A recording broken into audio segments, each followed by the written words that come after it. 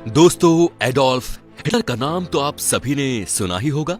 Adolf Hitler एक ऐसा इंसान जिससे आज के समय में हर कोई नफरत करता है, जिसकी वजह से हजारों लाखों नहीं करोड़ों लोगों की जान गई। ये वही शख्स था जिसकी वजह से दुनिया को सबसे ज्यादा नुकसान पहुंचाने वाला वर्ल्ड वॉर शुरू हुआ।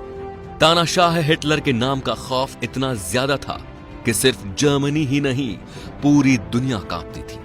एक समय पादरी बनने की चाह रखने वाला कैसे बना दुनिया का सबसे बड़ा तानाशाह है, चलिए हम जानते हैं। इस कहानी की शुरुआत होती है 20 अप्रैल 1889 से ऑस्ट्रिया के ब्राउनो अमीन नाम की जगह, जहां अडोल्फ हिटलर का जन्म हुआ। उनके पिता का नाम अलोइस हिटलर और मां का नाम क्लारा पॉल्स था। और दोस्तों, हिटलर की मां क्लारा अलोइस की तीसरी बीवी थी और हिटलर अपनी मां की चौथी संतान थी। इससे पहले अपने बड़े भाई बहनों की किसी न किसी वजह से मृत्यु हो गई थी। अब चूंकि हिटलर अपनी मां के एकमात्र जीवित बच्चे थे, इसीलिए वो अपनी मां के चहेते थे। हिटलर का शुरुआती जीवन काफी उथल पुथल रहा। रोजी रोटी के लिए उनकी फैमिली को अलग अलग शहरों में भटकना पड़ा और अपने पिता के साथ हिटलर के कुछ अच्छे संबंध भी नहीं थे। हिटलर ने अपनी पढ़ाई वॉलकैसूल स्कूल से की और बचपन में वे बड़े धार्मिक स्वभाव के व्यक्ति थे। उन्हें चर्च के प्रेयर ग्रुप के साथ प्रेयर करना बहुत पसंद था और इसी वजह से आगे चलकर एक पादरी बनना चाहते थे। हिटलर बचपन से ही जर्मनी की राष्ट्रवादी सोच से काफी प्रभावित थे और इसी वजह से ऑस्ट्रिया में रहने के बावजूद वे ऑस्ट्रिया के राष्ट्रगान की जगह वे जर्मन का राष्ट्रगान गाते थे। आगे चलकर 1903 में हिटलर के पिता की मृत्यु हो गई और अगले कुछ सालों में उनकी मां भी चल बसी। अब हिटलर के पास कुछ भी नहीं बचा था। वो एक वक्त के खाने के लिए भी मोहताज हो गए थे। अब पेट पालने के लिए लेबर का काम करना शुरू कर दिया था। कुछ दिनों तक उन्होंने पेंटिंग भी बनाई और पोस्ट कार्ड बेचकर भी कुछ पैसे कमाए। लोग कहते हैं कि ये वही समय था कि जब हिटलर के मन में यहूदियों के प्रति नफरत पैदा हो गई।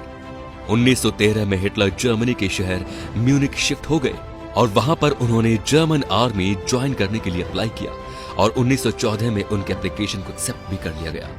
अब चूंकि जर्मन राष्ट्रवाद उनको पहले से ही पसंद थी, इसीलिए उन्होंने जर्मन के लिए युद्ध में भी अच्छा काम किया और उनके परफॉर्मेंस को देखते हुए उन्हें कई सारे अवार्ड्स भी मिले।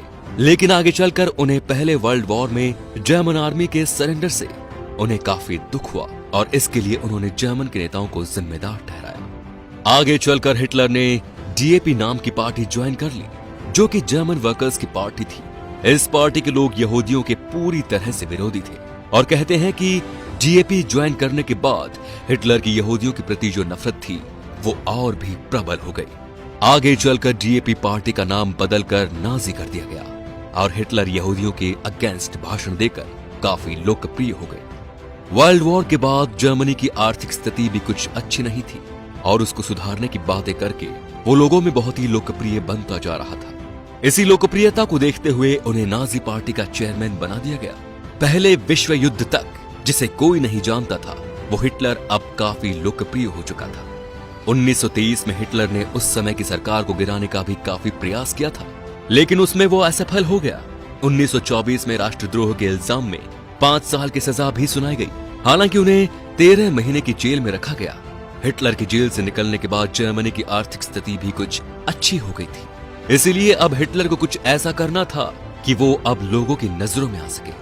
ये मौका मिला उन्हें 1929 में, जब जर्मन स्टॉक मार्केट बुरी तरह से नीचे आ गया था। लाखों लोगों को अपनी नौकरियों से हाथ धोना पड़ा और बहुत सारे बैंक भी बंद हो गए। अब हिटलर देश की इकोनॉमी को पटरी पर लेने का वादा करके दोबारा लोगों की नजरों में आ गया।